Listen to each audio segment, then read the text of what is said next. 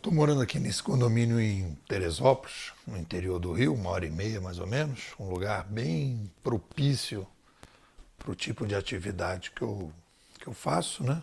Tem muita gente aqui nessa linha de trabalho à distância e vivendo num lugar muito mais calmo e muito mais barato. Então estou nessa aba aí da nova etapa. E a gente aqui tem lá em cima uma cobertura com um visual bem legal para as montanhas e tal. Nós temos uma sauna. E outro dia eu estava na sauna, apareceu um menino novo que a gente não conhecia e tal.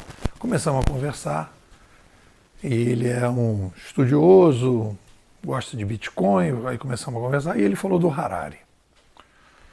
E ele falou do Harari assim, como se fosse uma referência para ele. E esse artigo tem a ver com esse papo que eu levei com ele, porque é preciso a gente, primeiro o seguinte, todos nós somos conceituadores. Não existe ninguém que não seja um conceituador, porque você precisa dar nome aos bois. Você precisa explicar as coisas e você então usa conceitos. No final do artigo eu digo que existem dois tipos de conceituadores do ponto de vista da criação. Ou você cria conceitos, ou você organiza conceitos de alguém que criou antes. Não tem como fugir disso. E aí, quando ele falou do Harari, eu pensei, o Harari é um conceituador percepcionista. E o Pierre Levy é um conceituador padronista. Vou repetir. O Harari é um conceituador percepcionista. E o Pierre Levy é um conceituador padronista. Qual é a diferença? O Harari, por exemplo, ele vai, e é o grande mérito dele, né? Tem alguns méritos do Harari. Primeiro, dar o nome do livro de Sapiens. O primeiro livro que o tornou famoso é o Sapiens. Quando ele dá o nome Sapiens, ele traz o Sapiens para Berlinda. É o momento que a gente tem que discutir o ser humano. Então ele é feliz no nome do livro dele e é feliz de procurar uma revisão histórica do Sapiens. Então, palmas para o Harari. Só que o Harari, ele é um percepcionista. Repara, ele vai e chama, está no livro dele, no início, revolução cognitiva oral.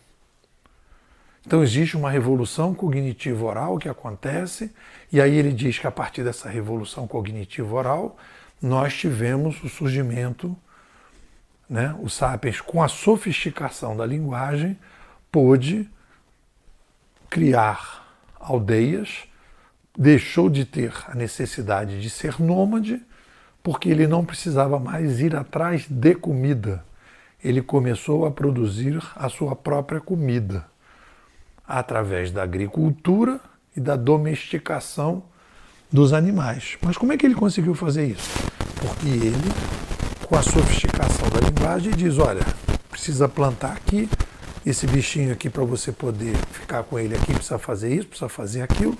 Então, a oralidade foi permitindo que esse tipo de possibilidade de sobrevivência fosse possível. Podemos dizer que talvez foi ali a revolução da sobrevivência 1.0, o início. Ok, mas o Harari vai e diz o seguinte, não, então teve a revolução cognitiva oral, então se teve a revolução cognitiva oral, teve a revolução cognitiva da escrita. Não.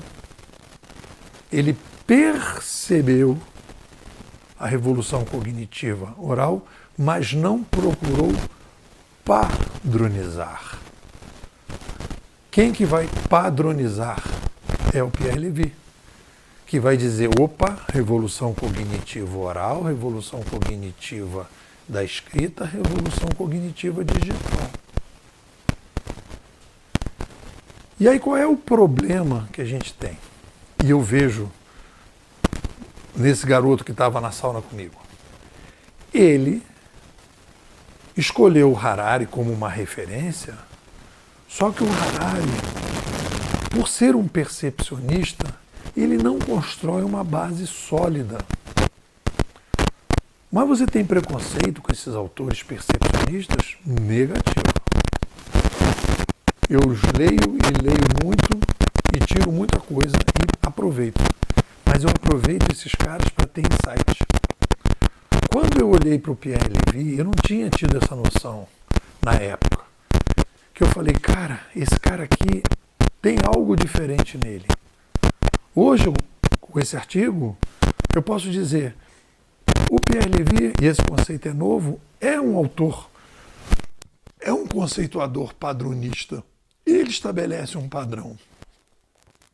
E em cima do padrão se criam as escolas de pensamento. Uma escola de pensamento é um conjunto de autores que vai levar um determinado tipo de visão para a sociedade. E aí você tem isso na educação, você tem isso na psicologia, você tem isso na economia, que vai analisar a sociedade de uma determinada maneira, a partir de um determinado padrão que eles consideram mais interessante. Qual é o problema que eu vejo muitas vezes nos meus alunos? Eles abraçam autores percepcionistas. E os percepcionistas não dão uma estrutura forte para o cara poder pensar a sociedade. Ou qualquer que seja o problema foco.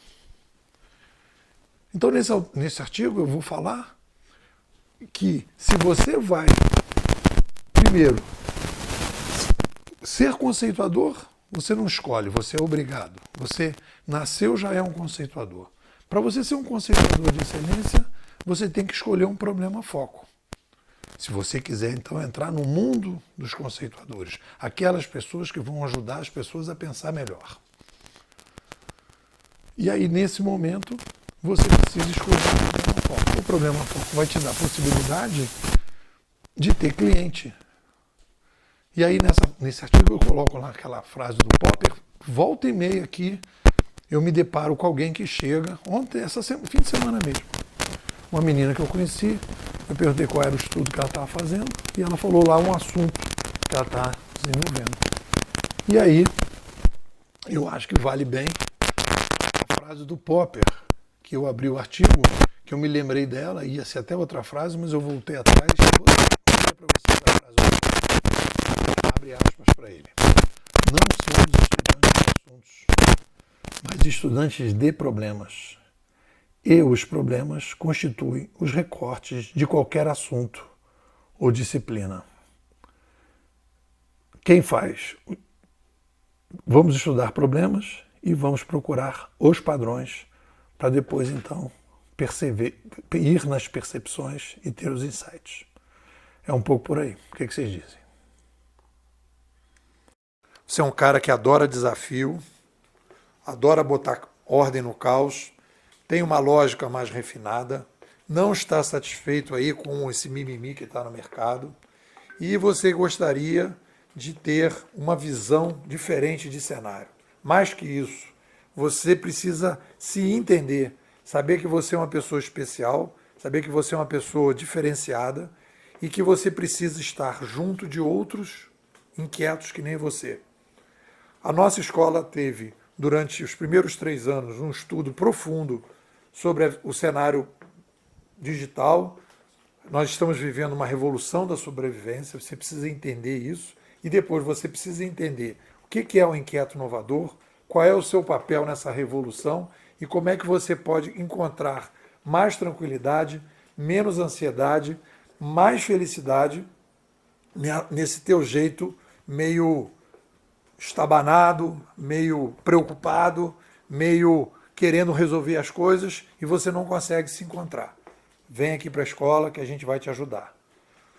21 99 608 6422. Vou repetir. 21 99 608 6422. Depois eu sou inquieto, quero entender tudo isso, quero entender